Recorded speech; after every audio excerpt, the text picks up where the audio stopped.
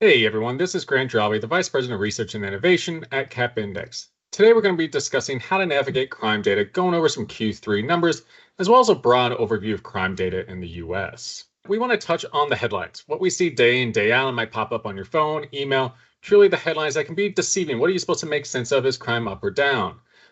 We're going to touch on crime data sources in the US and why there's some confusion when you see the numbers. Also, Q3 just ended, so we're going to go over some of our premises data that looks at crime at specific places. At the end, broad conclusion discussing crime data and what to expect going forward. Not surprising, there's headlines all over different newspapers, emails, phones, everything that you see in front of you has crime going a different direction at times. With that, you're being tasked to make sense of what you're seeing, what your supervisor's seeing, and really speak to, is crime going up, down? How are we affected by this? This is truly an example of some of those we see day in, day out.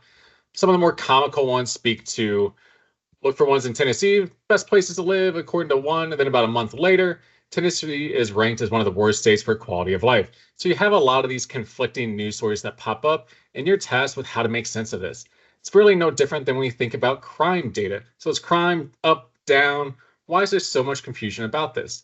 Really, it comes down to when are we looking at crime data and what are we trying to make sense of it? So when we think about that, crime reporting is inconsistent. Not all police departments report crime. There's no real law requiring crime reporting. So we see FBI numbers. That's the best numbers we can get from law enforcement themselves. Not all crime is reported, both people and businesses. So if you're working at a retailer, what's the likelihood that all crime occurring at your retail establishment makes it to the police? Probably slim. So with that, even when we know crime is occurring and we turn to police for that, it's an incomplete picture of that. Additionally, there's a time lag before info and crime data are made public. Think about the NIBRS data in the US right now. We're into October, November of 2024. We're just seeing data on 2023 crime occurrence across the US. So there is quite a bit of lag when we want to make sense of national estimates with that.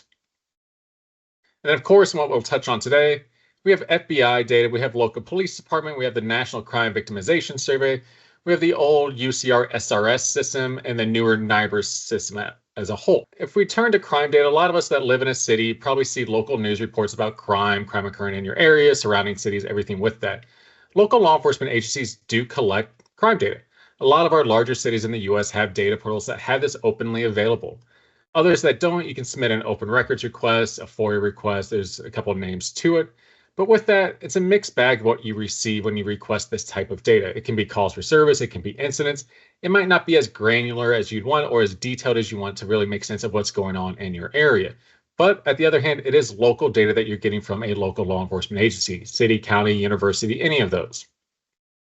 On the other hand, when crime's not reported to police and we're looking at sort of the dark figure of crime, that amount of crime that goes unreported, a lot of people turn to the National Crime Victimization Survey. It's a household victimization survey trying to get at that dark figure, trying to assess how much crime goes unreported to police. Not shocking, since this is a victimization survey, it's going to exclude homicide itself.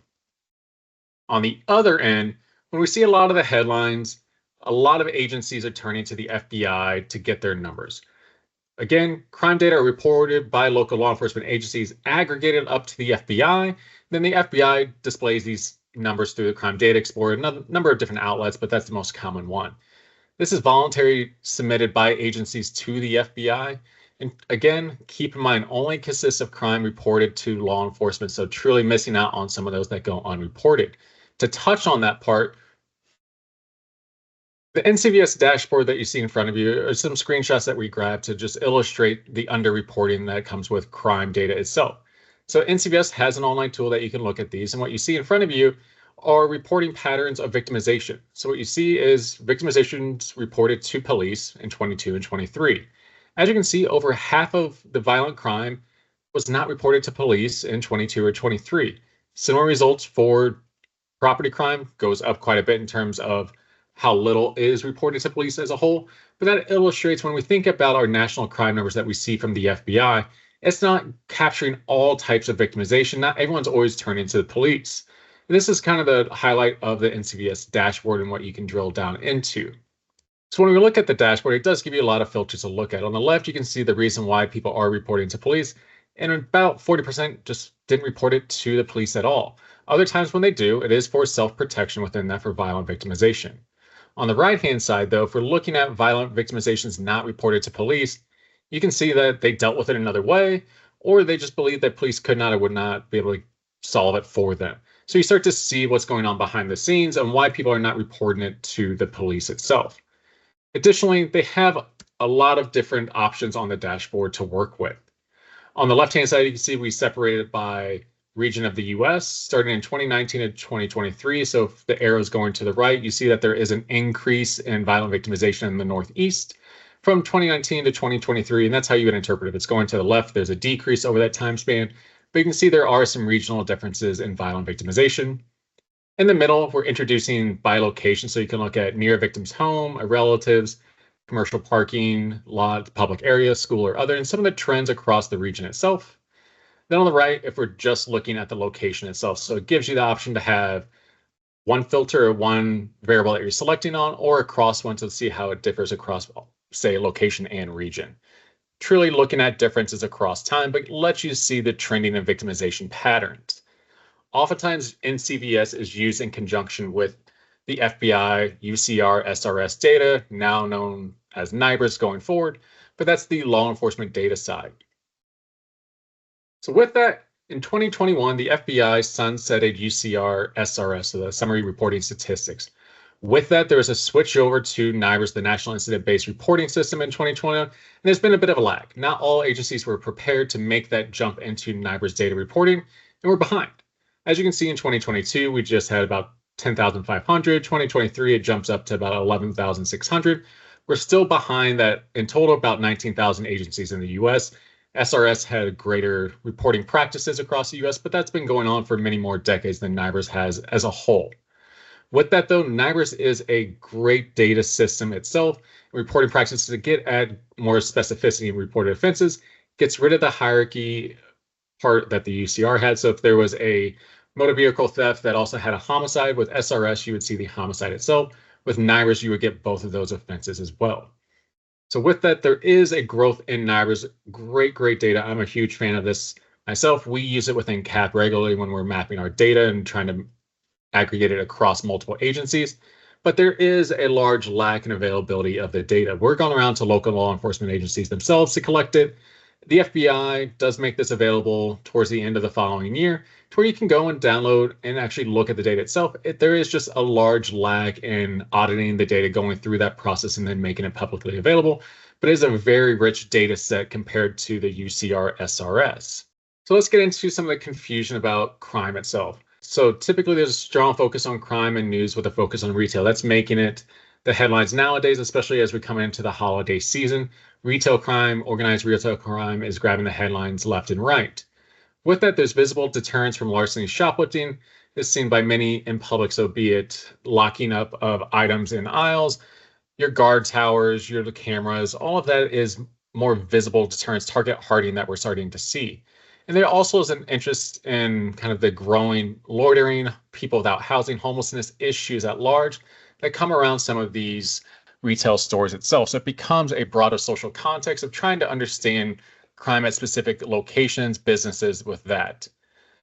Also, when we're thinking about national crime data as a whole, a lot of it speaks to national crime trends. So we're thinking across the US, violent crime or property crimes up or down. But what about within a city or within neighborhoods? Cities can go up and down, but even within a city, if it's going down by 10%, there's still some neighborhoods that might be increasing about the same or decreasing even more than that 10%. So with that, variation exists. So you have to keep in mind, how do I want to look at this? If we're thinking nationally, that's one thing, but there's always going to be variation at another unit of analysis below. And that's where we focus more on a neighborhood effect. Example exists in Dallas, looking at neighborhood level variation in shoplifting. With that, we see a headline: shoplifting in Dallas increased by 73% through the first 6 months of 2023. Cool, great. We know that it went up and increased a lot, but that's across the city. Now, what does it look like within the city when we're looking at it that way? So here we have mapped the change in 2022 to 2023 shoplifting incidents. The block groups that you see in the orangish red is where you saw significant increase, where you don't see any color and it's almost see-through. No significant change at all. And then where you see the green, you actually see a significant decrease in the amount of shoplifting at that time point. So with this, there are Neighborhoods that did see a significant increase that speak to that broader 73, 74% increase. You also have a lot of neighbors that didn't see any change, and you actually have 9 that had significant decreases in the amount of shoplifting. That's where variation exists. That's where you have to think a bit more. Are we affected within one of these neighborhoods? The numbers you see at the city level always don't speak to what you see at the neighborhood level. Additionally, why we like to use Dallas as an example, there was a reporting practices changed in Dallas. The police wanted to focus more on violent crime. So when it came to shoplifting itself, they changed it towards an online form unless there's an apprehension over a certain dollar amount. So the reporting practices of shoplifting changed in Dallas to where retailers, businesses as a whole had to go online and report it itself. Police weren't always going to be dispatched there. So it's where it's important to not only look at the broad numbers of it all, but to also make sense of the local context of what's going on. If you hopped over to the FBI's Crime Data Explorer, these are some numbers that you'd see on one of the main pages. Speaking about the change in crime in 2023 compared to 2022, saw some decreases. Now, if you hopped on to some of their more recent reports, it actually shows that crime did increase some in 2023. That's because when they're looking at the data, and you can see here is last updated in April, this auditing, it's a snapshot in time. So as they collect more data into a calendar year, they can speak more into what's actually going on. It takes a bit of time. So their best estimate is what you see. Give it more time when they collect more data, they can really speak to a better estimate of what was seen and experienced versus an estimate at that time. So truly take it with a grain of salt. Think about when 2024 ends, we're going into 2025. Some of the first numbers we see are going to be attention grabbers. It's going to grab the headlines, but it's going to take a bit of time to really dig into it, audit the data. There could be changes that we're seeing in that. It takes time with that. Additionally, and why I'm a big fan of the FBI Crime Data Explorer, is if we go on there, we can look up any law enforcement agency that's reporting data to the FBI. So here I selected it based on just the state of Arizona. And you can see here that dip in the graph that you see is in 2021. That's when the NIBRS transition took effect. So you see in that calendar year, the reporting coverage for the state of Arizona dropped quite a bit, picks back up in 22, but that's where that transition from UCR SRS to now NIBRS went into effect. So you see that dip there, and where a lot of agencies and states are still trying to catch up with their RMS system as a whole. It's taking time and effort. Think about it internally to your business itself. If you're changing your incident management system, it's not an easy task. It doesn't happen overnight. And the same goes true for law enforcement agencies. The financial burden, everything that comes with it, it takes a bit of time. And for NIBRS, they have to be certified with that. Another good example of this is still in Arizona, focusing on Scottsdale. You can see here it picks up in 2021 with NIBRS reporting. You can see the trend based on month they provide the data to the FBI. So it's showing shoplifting across here. And some of the nice add-ons when you're on the Crime Data Explorer is you can look at it based on a location type, which we'll come back to within our own dashboard, but also secondary offenses. So a lot of people want to know, so you have shoplifting, what else is involved? You have some simple assault here. You have a lot of drug narcotic violations as well. So it is a mix, and that's what perk of NIBRS. It's getting secondary offenses along with the primary offense itself. NIBRS is a huge step forward. At the same time, the FBI also realizes there's a huge time lag in making that data available. So you can't speak to current crime trends with the NIBRS data in the current collection process. Starting of 2024, the FBI did put out quarterly updates. You can see here that there's just under 15,000, so about 14,809 out of the 19,000 law enforcement agencies. Keep in mind those that were reporting NIBRS in 2023 were down in the about 11 to 12,000 range. So there is a lag in NIBRS reporting. For here, the FBI is accepting some of these summary reporting statistics, SRS data, to speak to current estimates. There is a big lag and when you even see the quarterly updates.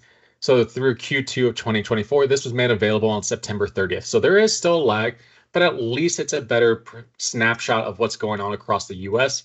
What you see in front of you are truly the two options you have on regionality of it. Are there differences across crime types in the US, but also cities and population structures? So you can select a crime, and then you'll see an update based on the region or by population group based on that. So it gives some freedom, but not a ton of detail to look into it. Because there's not a lot of detail in that, we have a lot of customers and clients coming to us and asking, well, what does crime look like across some of our different industries or verticals within business sectors? There's a lot of big cities, like we mentioned before, that have data portals online where we can assess and look at their data. There are 14 cities that we regularly use, collect data from on each quarter, clean up a little bit, and then make available to look at trends across year to year, quarter to quarter. We've developed a Power BI dashboard that makes it a bit easier for us to look at that and update on the regular. The 14 cities you see in front of you are common ones, larger cities across the US.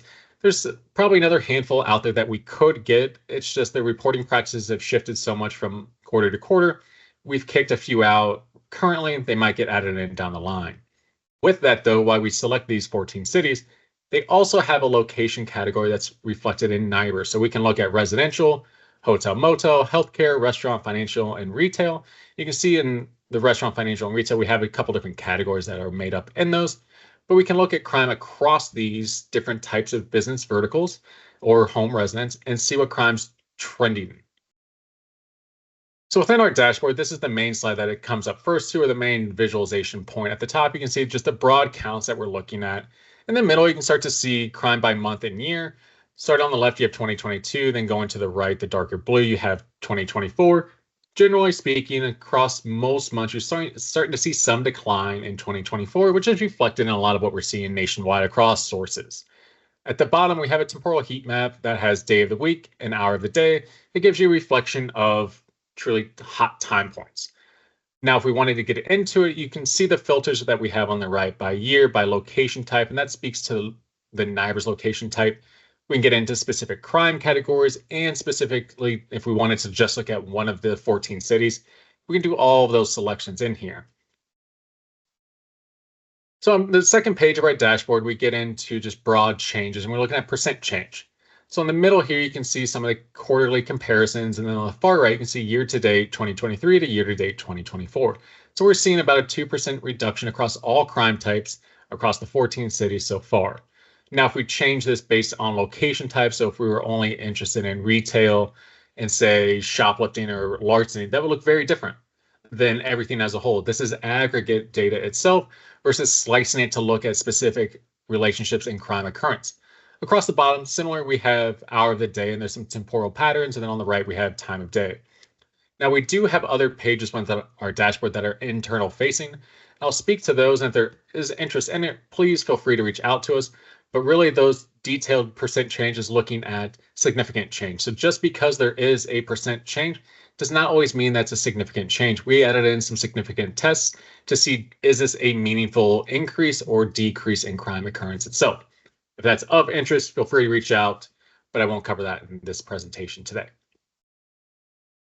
As an example, though, what you see in front of you is we selected out retail and we're looking at burglary. Now you can see that there's some temporal patterns to it. That's obviously seen on the bottom left with hour of the day. Not shocking, we're looking at retail burglary. So if you're thinking about when people are not in retail, it's your early morning hours. So that's where you do see that increase when there's likelihood of not getting caught, or so they perceive that risk. It's different at that time point. Overall, though, you can see that in Q3 2024, if we're just looking across everything, it is way down in 2024 compared to 2023 and 2022 for many of the months. Now, if we change this and say we're interested in now healthcare, you can see similar patterns at this time point. We still see a drastic reduction in burglary in 2024, similar early morning temporal wise in terms of when the frequency is the greatest for it. And as a whole, just to summarize this a bit more, you can see that change from 22 to 23. On the left, we have retail. On the right, we have healthcare, and both had significant reductions in that. This is what makes it a bit easier having it a dashboard to where we can see quick trends. So when Q4 ends, so early January, we can go collect the data, update our dashboard, and speak across these 14 cities and different types of premises itself on current trends. What are we seeing in the prior year itself? Additionally, to illustrate, retail larceny is a pretty good one to always look at. And not surprisingly, one of the big ones that people are oftentimes interested in, and even in Q3 2024, we are seeing about a 10% increase in retail larceny. That's even reflected month by month if you look at the middle graph here.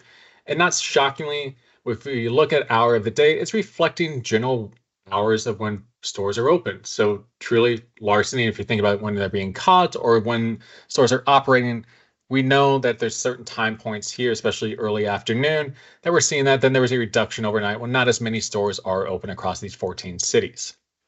Now, if we take that similar approach, we want to look at larceny. Let's go back and look at healthcare. Very different here. There's actually about a 10%, 9 to 10% reduction in overall larceny at healthcare facilities in Q3 2024 so far. Similar temporal patterns, but you see more of a spike early in the morning when they're first opening, and then it slowly declines over time. And you, again, can see across each calendar month for 2024, you're seeing a slight reduction in going into September itself. So again, two very different premises itself, going in very opposite directions. Retail larceny is going up, while you have healthcare larceny going down. That's why we have a powerful dashboard that allows us to sort, filter pretty quickly. So that's where if anyone is interested in seeing a demo of this or seeing a live access portal to it, please reach out, let us know. We can kind of go over this. We'll have updated regular videos and quarterly reports to that. More broadly speaking, though, one of the last slides we want to kind of end on is when we're thinking about crime and analyzing crime, there's a multitude of factors that can go into it.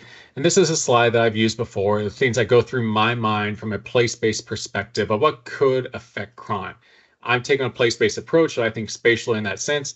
So some of the big ones, population, weather, household, business, the history itself, the built environment. These are not exhaustive lists. These are just some of the big ones that do come up in conversations and research that we oftentimes think about could impact or affect crime occurrence at certain places. At the end of the day, one of the best predictors of future crime is still prior crime.